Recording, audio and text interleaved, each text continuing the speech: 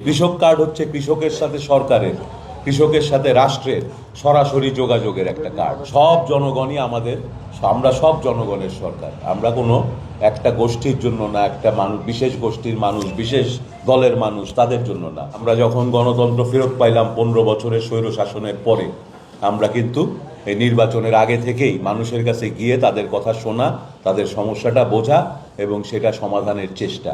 বলছি আপনাদেরকে যে এটাই হলো আমাদের রাজনীতি, এটাই হলো আমাদের কর্মসূচি।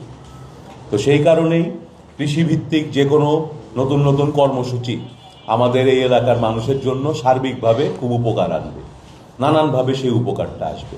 আমাদের ইশতেহারে একটা বড় জিনিস ছিল যে কৃষক কার্ড, কৃষি কার্ড। সেই কার্ডটাও কিন্তু এই প্রকল্পের সঙ্গে সম্পর্কিত। এই প্রকল্পের মাধ্যমেই কিন্তু এখানে আপনাদের এই যে 88,000 পরিবার আছে যারা কৃষক পরিবার, কৃষি পরিবার, এই পরিবারের যারা সরাসরি কৃষির সাথে জড়িত, যারা কৃষক, কিষানি, তারা প্রত্যেকে এই কার্ডটা পাবেন। এই কার্ডটা পাইলে কি হবে? নানান ধরনের সুযোগ সুবিধা পাবেন। দেখা যায় কি, যখন আপনার সারের দরকার, ডিলার সাহেবরা আগে বোঝে যে সামনে সারের একটা চাহিদা হবে, কেউ মজুত করে, কেউ দাম বাড়ায়, কষ্ট হয় কৃষকের। একইভাবে বীজের সময় দেখা যায় যে বীজ সংগ্রহ করতে আপনার অসুবিধা হচ্ছে।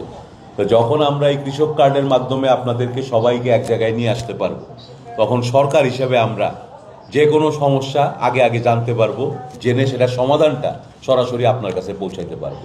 সেটা হোক একটা তথ্য দিয়ে সহযোগিতা, সেটা হোক একটা যে বন্যা আসতেছে, এই যে আজকে যেমন আলোচনা হচ্ছে যে ওই জায়গায় একটা অস্থায়ী বাঁধ করলে কিছু এলাকায় জমিতে আপনারা ইয়ে করতে পারবেন। তো এই কৃষক কার্ড হচ্ছে কৃষকের সাথে সরকারের, কৃষকের সাথে রাষ্ট্রের সরাসরি যোগাযোগের একটা কার্ড। বুদ্ধি, পরামর্শ, আর্থিক সহযোগিতা, উপকরণ, যখন যেখানে যেটা প্রয়োজন হবে বাংলাদেশের প্রতিটা কৃষকের, আমাদের সরকার চাইবে সরাসরি যেন আমরা তার কাছে সেই জিনিসটা পৌঁছায় দিতে পারি। যে বিষয়গুলো এখানে দেখলাম কাগজপত্র, এর মধ্যে ওনার অনেকগুলো জিনিস খুব গুছায় এলাকার কৃষি বিষয়ক তথ্যগুলো আমাকে দিয়েছেন। এই তথ্যগুলো আমি পড়লাম, আমার কাছে থাকবে।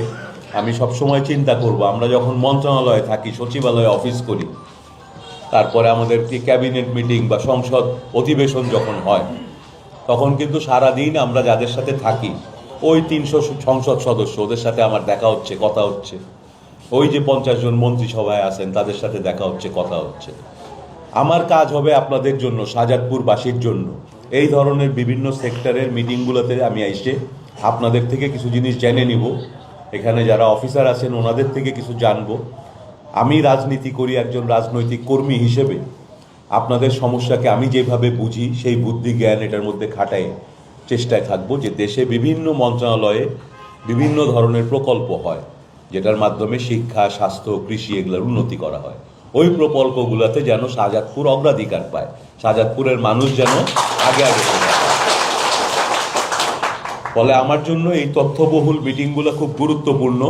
এবং আপনাদের জন্য দেখবেন যে আমরা বলি যে আমরা নতুন রাজনীতি আনবো। আমাদের রাজনীতি হবে কাজ কেন্দ্রিক। মূলত আমরা কাজ করব, মাঝে মাঝে কথা বলতে বসলেও কথাগুলো হবে কাজের কথা। আগের যে রাজনীতি ছিল, রাজনৈতিক নেতারা আসলেই অন্য দলকে সমালোচনা করা, অন্য দলকে গালিগালাজ করা, আমরা ওই রাজনীতিতে আর ফিরে যাব না।